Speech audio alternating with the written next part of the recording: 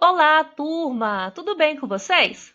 Como vocês estão aí nessa época de pandemia, tendo que ficar em casa? Estão fazendo os deveres direitinho? O que você está achando dos deveres que eu estou mandando para vocês? Tá fácil? Tá difícil? Depois me responde, tá bom? Ó, um beijo para vocês. Estou com saudade, tá? Então resolvi gravar essa aula para ajudar um pouquinho vocês, para matar um pouquinho a saudade mesmo à distância. Espero que vocês entendam o conteúdo. Então, bom dia para quem está vendo essa aula de manhã, boa tarde para quem está assistindo de tarde, e quem sabe alguém está assistindo de noite, boa noite, né? E se tiver algum pai, algum responsável aí pertinho de você, vem cá, vem assistir a aula com a gente também, vai ser legal. A matéria de hoje vai ser sobre rochas e minerais.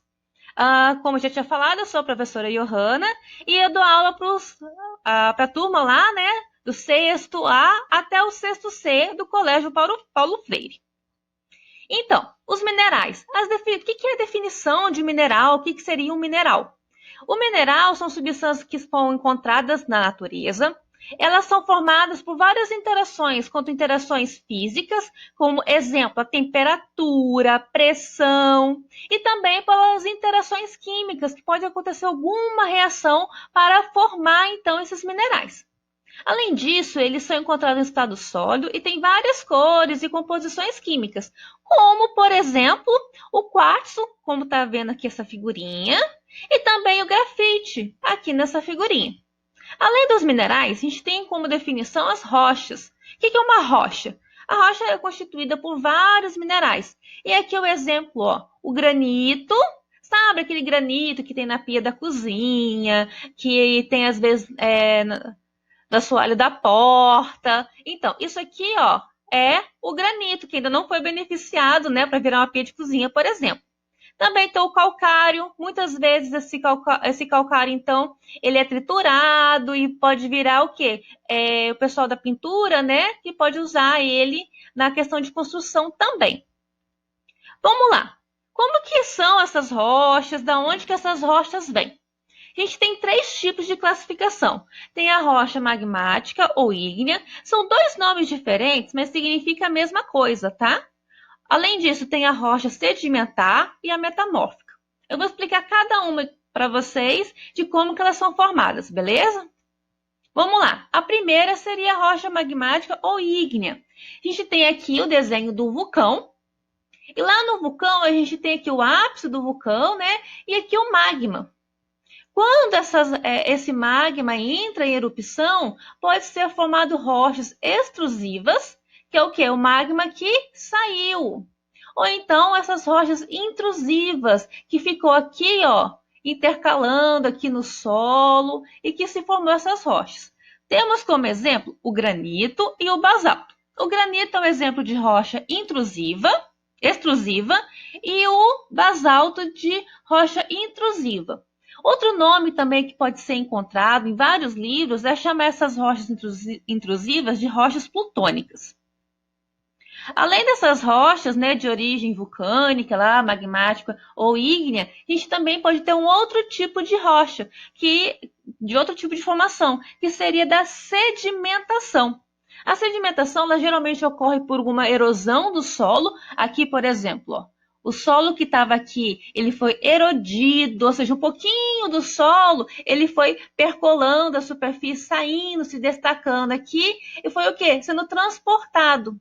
Aí, por exemplo, compactou aqui esse solo, como vocês conseguem ver na figurinha, e com o tempo vai cada vez compactando mais e mais e mais. Aí sim vai formar uma rocha que a gente chama de rocha sedimentar. Repara bem na animação.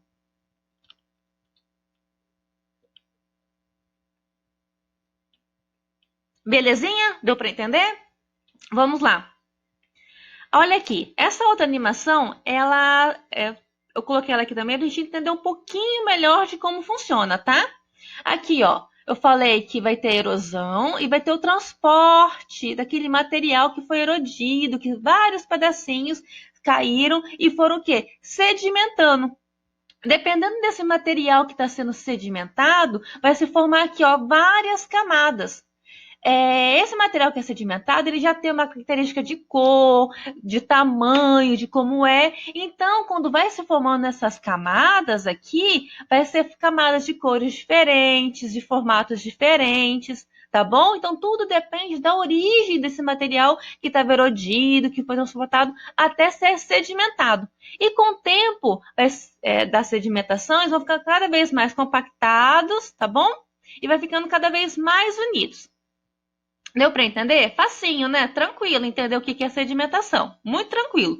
Se a gente pegar um copo de água com areia, mexer, esperar um pouquinho, a gente vai ver que toda a areia vai o quê? Vai sedimentar, vai ficar no fundo do copo. Então é mais ou menos isso que funciona. Aqui seria a água e aqui as partículas que estariam sedimentando, né? Poderia ser areia, pode ser argila, pode ser diversos tipos diferentes de partículas que podem sedimentar aqui, tá? Continuando, aqui é um exemplo real de uma rocha sedimentar. E é muito fácil a gente conseguir ver essas linhas aqui da rocha. A gente percebe que na parte da sedimentação que aconteceu na formação dessa rocha, veio o quê? Substâncias diferentes. O que foi sedimentado aqui, as partículas que estavam sedimentadas aqui, têm uma composição diferente e foram em tempos diferentes. Então, dependendo do tempo, da sedimentação, da pressão, da temperatura, de vários fatores que estavam envolvidos naquela época, vai sedimentando e vai ficando. Então, ao longo dos anos, muitos e muitos, muitos anos, vão sendo sedimentadas essas substâncias aqui e vão formando essas camadas, que é bem fácil de perceber quando a gente consegue ver uma rocha sedimentar. Agora, o terceiro tipo, né? A gente aprendeu a rocha ígnea, quando a gente está falando lá do vulcão, sedimentar e agora a metamórfica. Metamórfica nada mais é do que daquelas outras duas que se transformaram. Por exemplo, o granito, ele ao longo de vários e vários anos, por fatores ambientais como pressão, temperatura, erosão, água, reações químicas, fez com que ele virasse outra rocha, como o gneiss. Aqui, ó, o arenito, virou o quartzo, o calcário, o mármore, tá bom? Então essas são as rochas metamórficas, são as rochas que foram transformadas ao longo do tempo. Além disso, a gente consegue ver esses afloramentos rochosos em vários lugares, como por exemplo aí na região de Aracruz, no Parque Nacional Aricanga. Olha aqui a fotinho, lá, ó, aqui em Aracruz, olha só.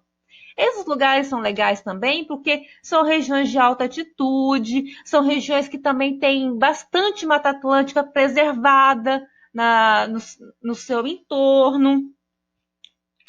Então, a gente consegue visualizar que, além da preservação ambiental desses lugares, temos também o quê? A visitação de pessoas, o turismo que pode estar associado. Então, além do ambiente, do ambiental, pode-se gerar até uma economia do turismo em volta dessas regiões. Outra coisa importante, olha só, é bem alto, né? É cerca de 580 metros de altitude. E como essa região aqui tem bastante Mata Atlântica, foi criada em 1988 uma reserva para proteger a área, tá? E o nome do lugar Aricanga se deve que tem várias palmeiras lá, vários coqueiros, que é um coqueiro bem pequenininho que tem esse nome de Aricanga. Então, por isso que o nome do parque ficou esse. Outro exemplo também é na Serra, né? O Mestre Álvaro. E aí, quem já foi na Serra, já viu o Mestre Álvaro? Quem já subiu o Mestre Álvaro? Eu já. Mas posso falar a verdade? Eu não fui até no último lá em cima, não. Eu fiquei com medo da altura. Eu sou bem medrosa. Mas enfim, quem sabe eu subo de novo e perco meu medo e vou até no último lugar, né? No lugar mais alto.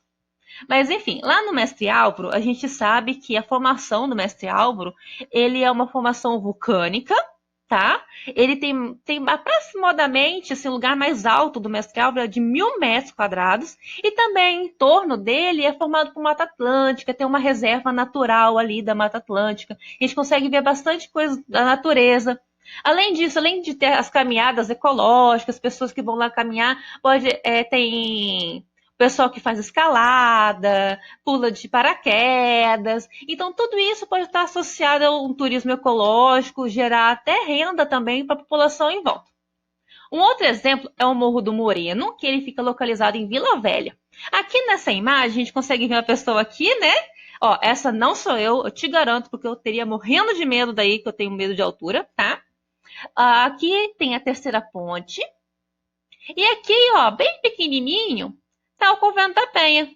Então, ó, quem tá no Morro do Moreno consegue ver a cidade, né?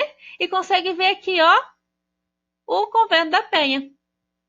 Não é legal? O Morro do Moreno, ele tem mais ou menos assim de altura, o ponto mais alto dele, 270 metros, e dá para ver o convento, dá para ver a cidade de Vila Velha, dá para ver um pouquinho da cidade de Vitória, tá? Da Bahia de Vitória também, o mar, né? Aqui, ó, dá para ver o mar aqui do lado, tá vendo? E a formação do tanto do Morro do Moreno quanto aqui do Convento da Penha é uma formação de corpos intrusivos. Lembra lá das rochas ígneas, dos corpos intrusivos? Então, é daquele tipo de formação. Aqui é o fotinho do Convento da Penha. Olha só que legal. Além dessa questão turística, também a gente pode encontrar no Convento da Penha a questão religiosa, que aí tem uma igreja católica, né? E a gente também que foi fundada na época dos escravos. Então, assim, tem uma relação com a história do lugar, tem uma relação com o ambiente, tem uma relação com a sociedade. Então, é bem legal estudar as rochas, esses corpos rochosos, porque a gente consegue ver. Tá no nosso dia a dia, tá na nossa realidade, beleza? E aí, o que você conhece de exemplos rochosos aí da sua cidade, da sua região? Onde que você já foi? Você já subiu o Mestre Álvaro? O que você conhece? E onde que eles estão localizados? Depois conta para mim, tá bom? Continuando com a aula. Aqui tem uma figurinha sobre a escala geológica de tempo. Ao longo dos anos, a gente vai ter, então, na teoria da evolução, que os animais foram evoluindo, foram surgindo, e que ao passar dos anos, a gente vai ter o quê? Essas diferenças de que tipo de animal. Para começar, começa aqui embaixo, ó, podemos dizer que foi o início da Terra, onde não existia ainda vida. Aí depois a gente vai ter o pré-cambriano, onde tem o surgimento da primeira vida, né? Dos primeiros tipos de vida, que provavelmente foram seres bem mais simples, tá? Aí, com o passar do tempo, bilhões de anos, olha só, bilhões, é muita coisa. Com o passar do tempo, olha só, foram evoluindo e foram dando origem a novos animais, a novas espécies de plantas, tá? A gente também tem aqui, ó, o período Paleozoico, a gente fala de vida antiga, e o Mesozoico. No Paleozoico, eu vou ter algumas algas marinhas, alguns peixes primitivos, tá bom? Crustáceos. Já no Mesozoico, já começa a ter o quê? O Triássico, Jurássico. Gente, Jurássico, o que vocês lembram? Jurassic Park, né? Óbvio. Foi a época, então, dos dinossauros que a gente conhece, tá? Aí depois vem, ó, passou o quê? Milhões de anos. Vem a era Cenozoica, tá? Aqui, ó, o período terciário. É aqui os animais, como o mamute, alguns mamíferos que a gente vê. Até o quê? Na Era do Gelo, né? Com certeza você viu um mamute assistindo a Era do Gelo. Tenho certeza disso. Aí depois disso, vem o período quaternário, é onde nós estamos localizados nesse período de tempo, nessa escala geológica do tempo, tá? Aqui, ó, os seres humanos, aqui é o vegetal, as plantas, tá? Então, com essa teoria de evolução, com essa base de geologia, a gente traça, então, como que foi a formação da Terra, o início da Terra, o surgimento da primeira vida, até o que é hoje, tá? Diante disso, vamos tentar explicar como é que funciona. Em qualquer lugar, a gente vai ter o quê? Na teoria, né, da sedimentação, tudo mais, aquelas formações, o seguinte. A gente tem o tempo 1, que seria o quê? Um solo que tivesse lá. Depois o tempo 2, 3, 4, 5. Ou seja, são camadas de terra que foram depositando. Essas camadas, lembra que eu falei para vocês que dependendo da característica, vai ser depositada de forma diferente? Elas vão ter cor diferente, formato diferente. Então, por exemplo, no tempo 1 era só essa camada aqui. No tempo 2 era essa camada mais branquinha e depois essa cinza. No 3 veio o quê? Essa camada marrom. E assim sucessivamente. Então eu consigo começar a perceber quando eu analiso, por exemplo, se você quiser ser um geólogo ou um paleontólogo no futuro, vocês vão poder analisar como é que isso funciona, tá? E vocês vão analisar isso na natureza. Vocês vão ver uma rocha, vão ver lá uma rocha sedimentar. Vão ver essas diferenças, igual eu mostrei naquela foto. E diante disso, a gente consegue fazer várias relações, vários estudos, tá? Então tá. E como é que formou um fóssil, então? Voltando aqui. Tá vendo que tem várias posições, vários tipos de camadas, dependendo de que era que aconteceu? Então tá. Agora, o fóssil. Por exemplo, aqui ó, já tem umas camadas de terra, aqui ó, já tem um animal. Dá uma olhadinha bem na figura e tenta entender como é que ela funciona.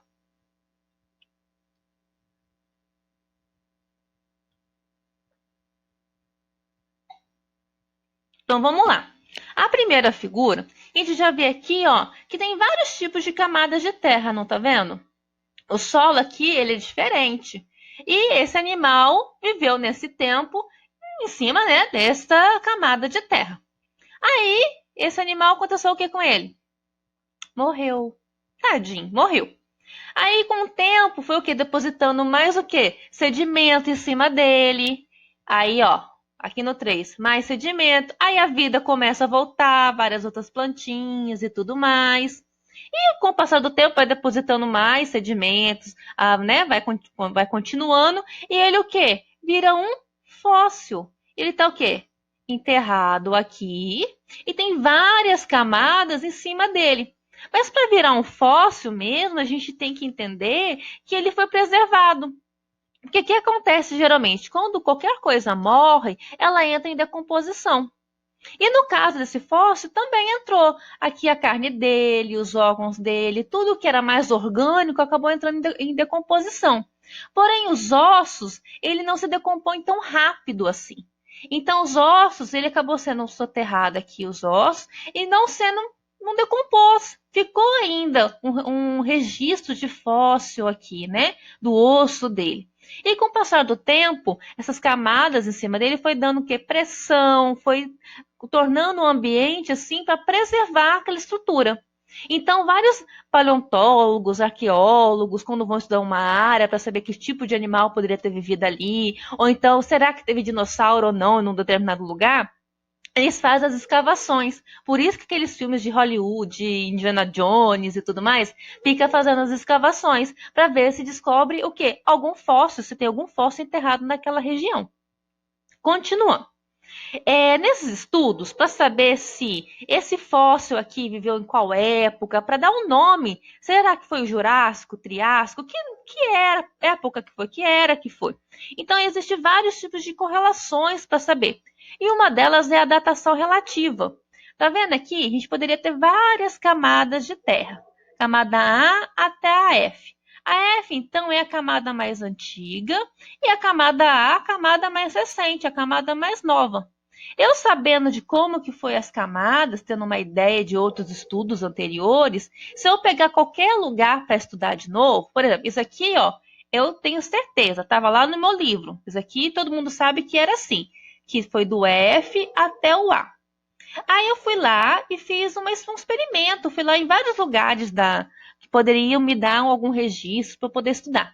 Aí eu fui lá no lugar 1, no local 1, e peguei o quê? O bloquinho de terra, fiz uma escavação e tirei. No local 2 e também no local 3. Para eu saber de que época era isso, eu tenho que analisar bem. Porque olha só, se eu encontro na minha escavação lá, essa conchinha aqui, tá vendo essa conchinha? Eu encontrei essa conchinha aqui na minha escavação 1. Tá aqui no B. Só que quando eu vou escavar o local 2, eu também encontro essa conchinha aqui, ó. Tá vendo que é igualzinha? Só que em vez de ter outra camada por cima, não tem. Ela tá aqui. Então, será que tem relação? Será que não tem? Tem relação, sim. Significa o quê? Que essa concha que estava aqui também está aqui. Ou seja, elas têm a mesma idade. Mas, professora, não está no mesmo lugar. Uma está no segundo, né? E a outra está no primeiro. Eu posso dizer que elas têm a mesma idade? Sim, porque talvez o que aconteceu no local 1 não aconteceu no local 2. Vai que no local 1 aconteceu um terremoto e colocou mais terra por cima e deu outra camada. E no local 2, não. tá? Então, no B e o G possuem a mesma idade. A mesma coisa acontece com a camada D, H e L. Tá vendo? Essas camadas aqui também possuem a mesma idade, porque eu consigo visualizar o mesmo fóssil. Se esse fóssil viveu nessa época aqui, então ele também estava aqui, então também estava aqui. Tá bom?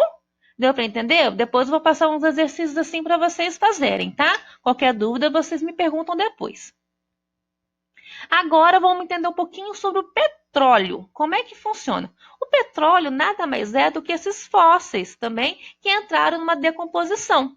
Por exemplo, aqui ó, eu tinha o mar e aqui eu tenho o quê? Aqui é o solo, né? Então, alguns organismos vão morrendo e vão o quê? Sedimentando. Ao longo do tempo, eles vão sedimentando, sedimentando, sedimentando. Percebe que aqui a profundidade desse lugar de água que vai cada vez diminuindo. Então, esses organismos que provavelmente viveram aqui, esses fósseis que viveram aqui, eles foram sedimentados, ou seja, colocaram o quê? Sedimento em cima deles, uma camada, um bloco de terra em cima deles. E ao fazer essa decomposição, que durou milhões de anos para isso acontecer, o que acontece? Esses animais viraram um composto orgânico, que a gente chama hoje de petróleo. Foram várias reações químicas. Aí, por causa de alta pressão, temperatura e tudo mais, houve essas reações químicas que demoraram milhões de anos para acontecer. E hoje nós descobrimos, enquanto seres humanos, que essa mistura dessa coisa química toda produz muita energia, que a gente vai poder produzir o que? A gasolina para andar de carro, a gente vai poder pegar o piche, né, para poder fazer o asfalto, usar o petróleo para várias coisas, tá? Então, o petróleo nada mais é do que esses animais que morreram e que ficaram sob alta pressão, alta temperatura, sedimentados, que aconteceu as reações químicas e hoje a gente perfura esses poços de petróleo para pegar esse componente, né, e depois fazer alguns procedimentos para transformar em gasolina, tá bom? Em piche, em gás natural também, porque nesses blocos aqui também tem bastante gás, tá bom? Isso tudo é usado na energia para produzir as energias que a gente tem hoje. E por hoje é só. Muito obrigado por você prestar atenção na aula. Espero que vocês tenham gostado. Qualquer coisa pode me mandar um e-mail. E uma brincadeira, né? Olha a rocha aí. Tchauzinho, até mais.